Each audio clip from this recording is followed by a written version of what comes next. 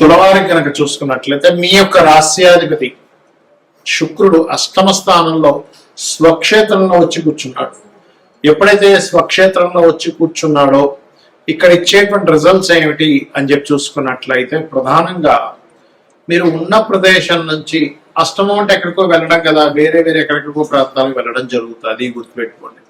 అదేవిధంగా ధనాధిపతి కుజుడు 6వ స్థానంలో శనితో కలిసి ఉండడం, ఆలోచన స్థానంలో రాహువు, వివాహము, జీవిత భాగస్వామి, సామాజిక స్థానంలో రవి బుధులు, అష్టమంలో శుక్రుడు, అదేవిధంగా భాగ్యంలో గురువు ఉన్నాడు. ఇక చంద్రుడు 15 రోజుల పాటు 7 రాసులు మారుతూ ఉంటాడు, దగ్గర ఉన్నాడు. మరి ఏకాదశంలో కేతు.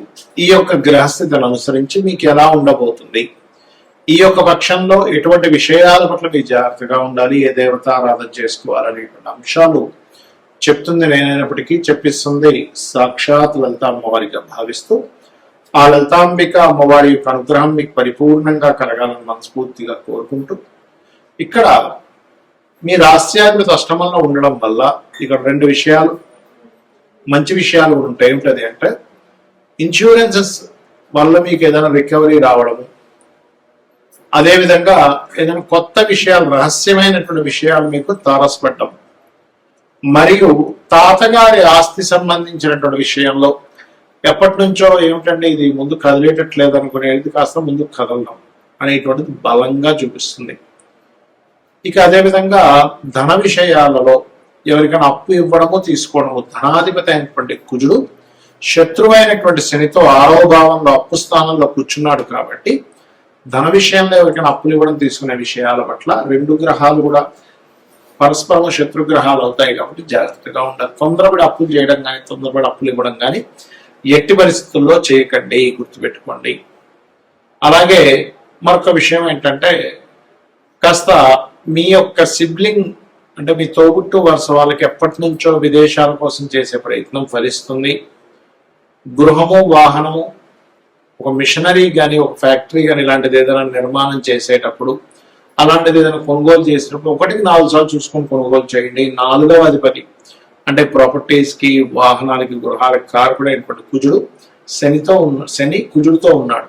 అంటే చతుర్థాధిపతి శనిగా తులాలగ్నానికి చతుర్థ పంచమాధిపతి, ఆయన కుజుడితో 6లో ఉండడం అనేటువంటిది అంత మంచిది కాదు. ఇక వివాహ ప్రయత్నాల్లో బంధువర్గంలో ఉండే వారితో, మెడికల్ రంగాల్లో ఉండేటువంటి వారితో, గవర్నమెంట్ జాబ్స్ చేసేటువంటి వారితో కుదురుతాయి, గుర్తుపెట్టుకోండి.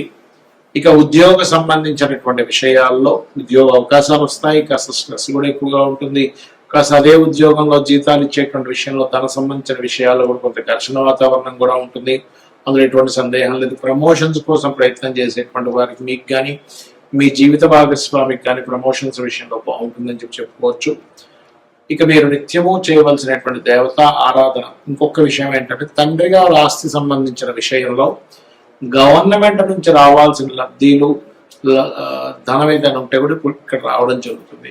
ఇక మీరు సామాజిక విషయాల్లో కూడా మంచి పేరు ప్రఖ్యాతలు సంపాదిస్తారు. సొసైటీలో మీరు నిత్యము చేయవలసింది దుర్గాదేవి యొక్క ఆరాధన చేయండి, చండీ పారాయణం చేయడానికి ధర్మం ఉంటుంది. ఇక్కడ మనం గోచార ఫలితాలు చెప్పుకుంటూ ఉంటాం, కానీ గోచార ఫలితాల కంటే కూడా అతి ముఖ్యంగా మీరు చూసుకోవాల్సింది మీ జన్మజాతక ఫలితాలు. అది ఎలా చూసుకోవాలి? మీకు చంద్ర నక్షత్రము, చంద్రరాశి ఎలా ఉంటుందో, పలానా నక్షత్రం పలానా రాశి చెప్పుకుంటుంటారు కదా, అలాగే లగ్నము అనేటువంటిది ఉంటుంది. అది ప్రతి 2 గంటలకు ఒకసారి మారిపోతూ ఉంటుంది. మీరు ప్రధానంగా ఏ లగ్నంలో జన్మించారో చూసుకోవాలి. ఎందుకంటే మీరు జీవితంలో ఎదగాలి, సుఖపడాలి, మంచి రూపురేఖలు ఉండాలి, లేకపోతే మీరు శారీరక శ్రమ పడుతున్న శ్రమకి మీకు ఫలితం రావాలంటే లగ్నం బాగుండాలండి. ఎందుకంటే ముఖ్యంగా లగ్నం గుర్తుపెట్టుకోండి. లగ్నం బలహీనంగా ఉందా, బలంగా ఉందా? బలహీనంగా ఉంటే అది ఏ లగ్నం అయింది? 12 లగ్నాల్లో ఏ లగ్నం అయింది?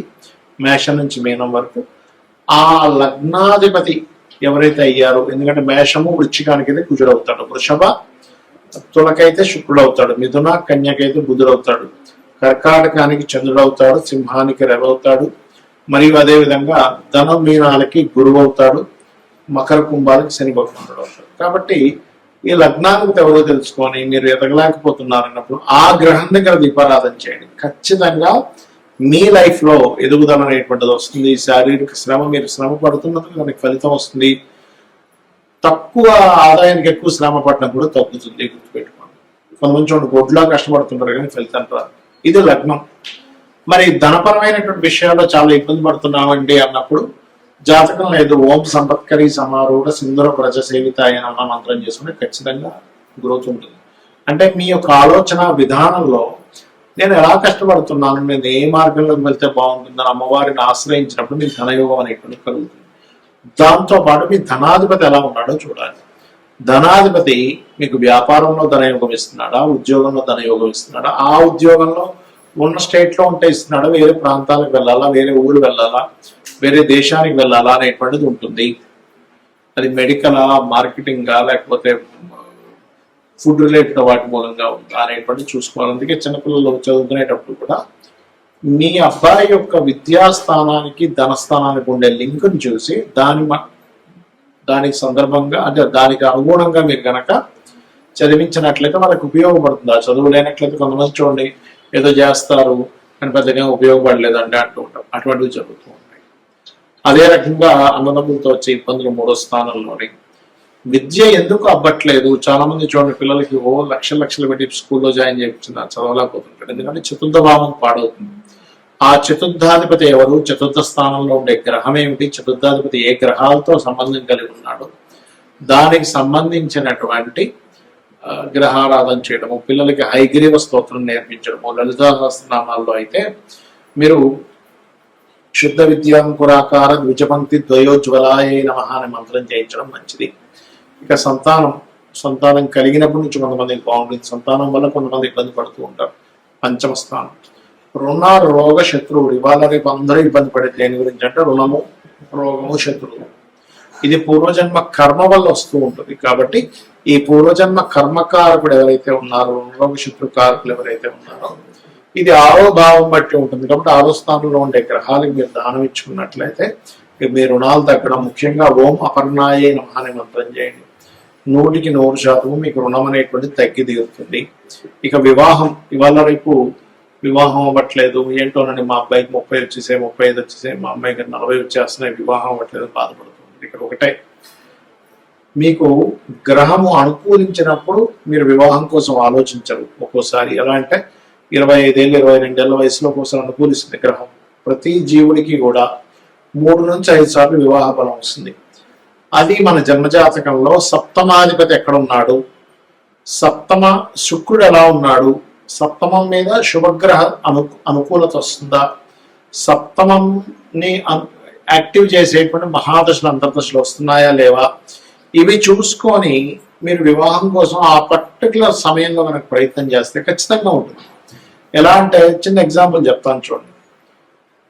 మీరు సినిమాకి వెళ్దాం అనుకున్నారు, మార్నింగ్ షోనా, మ్యాట్నీనా, ఫస్ట్ షోనా, సెకండ్ షోనా, 4 షోలు ఉంటాయి. అలా కాకుండా నేను అక్కడ 2 గంటలప్పుడు సినిమాకి వెళ్దాం అనుకుంటున్నానండి, నేను థియేటర్కి వెళ్తే ఎవరు తెలుస్తారు, మూసుంటుంది. అలాగే మీరు ఏదైనా ఒక వస్తువు కొనాలన్నా పలానా సమయం, పలానా మార్కెట్, పలానా ప్రదేశం. సూర్యోదయం కూడా రాత్రి ఎప్పుడో 9 గంటల నుంచి మీరు తలుపులు తీస్తూ చూస్తే ఏంటి సూర్యోదయం అవ్వలేదని బాధపడడంలో ఎలా అర్థం లేదో, మీ యొక్క జన్మజాతకంలో మీకు ఒక ధనయోగం కానివ్వండి, ఒక విదేశీ యోగం కానివ్వండి, ముఖ్యంగా వివాహం గురించి మనం మాట్లాడుకుంటున్నాం కాబట్టి ఈ సమయంలో వివాహ యోగం ఉంది, ఇలాంటి పర్సన్తో ఉంది, ఇలాంటి లవ్ మ్యారేజ్ ఉందా, అరేంజ్డ్ మ్యారేజ్ ఉందా, లేకపోతే విదేశాలకు వెళ్ళి ఉద్యోగం అక్కడ ఉండేటువంటి అమ్మాయితో వివాహం అవుతుంది అనేటువంటిది మీ జాతకంలో ఉంటుంది. ఏ సమయంలో అవుతుంది అనేది ఆ 3 నుంచి 5 సార్లు సమయాల్లో మీరు సరైన సమయాన్ని ఎంచుకుని అక్కడ కొంచెం గట్టిగా ప్రయత్నం చేసినట్లయితే మీకు వివాహం ఖచ్చితంగా ఇది జరుగుతుంది. కొంతమంది ఎక్కడో 1% ఆఫ్ జాతకంలో అసలు వివాహం ఉండదు, అది వేరే కేసెస్. అయితే వివాహం అవ్వాలి అంటే ఓం కామేశబద్ధ మాంగళ్య సూత్ర శోభిత కందరాయే నమః అనే మంత్రం చేసుకుంటే ఖచ్చితంగా మీకు వివాహ యోగం అనేటువంటిది అమ్మవారు కలిగించి తీరుతుంది. మరి కొంతమంది వివాహం అయిన తర్వాత ఇబ్బందులు ఉంటాయి. అలాంటప్పుడు ఓం శివకామేశ్వరం కస్తా శివ స్వాధీన వల్లభాయ నమః చేసుకోండి. అదేవిధంగా విదేశీ యోగాలు, 12వ స్థానం బాగుండాలి, వ్యాపారంలో బాగా లాభాలు రావాలి, లాభస్థానం బాగుండాలి, ఉద్యోగం బాగుండాలి, 10వ స్థానం బాగుండాలి. ఈ రకంగా మీ యొక్క జాతక చక్రాన్ని మీకు మీరుగానే ఆ భావాధిపతి ఎలా ఉన్నాడో చూసుకోండి. పాపగ్రహంతో ఉందా, శుభగ్రహంతో ఉందా అని చూసుకొని మీకు మీరుగా చేసుకోవచ్చు. శ్రీమాత్రే నమః.